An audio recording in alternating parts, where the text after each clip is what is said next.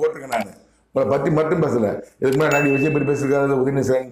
உதயநிதி மரணம் கொடுக்கப்போன்னு சொல்லியிருக்காங்க. போட்டிருக்கேன். துர்காசி அவர்களே பார்த்து உங்க மகனை காப்பாற்ற பாருங்க. மேல உட்கார்ந்து மன்றாடுங்கள். உதயநிதி மரணத்தை குறித்து பேசியிருக்கிறார். சரிங்களா? எடப்பாடி பழனிசாமி அவர்கள் சொல்லியிருக்கிறாரு.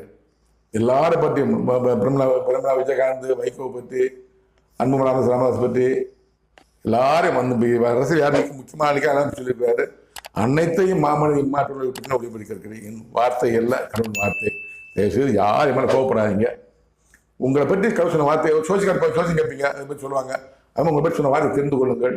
சந்தேகம் வந்தால் என்னிடம் கேளுங்க, கமெண்ட் கேளுங்க, நான் பதில் சொல்றேன். சரிங்களா? எனவே தமிழ்நாட்டு ஜனங்களே, தமிழ்நாட்டு அரசியலில் உள்ள அனைத்து அரசியல்வாதிகளை இதெல்லாம் பார்த்து தெரிந்து கொள்ளுங்க.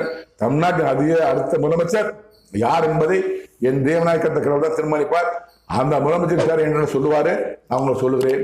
தொடர்ந்து மாமனித இம்மாற்றங்கள் விட்டு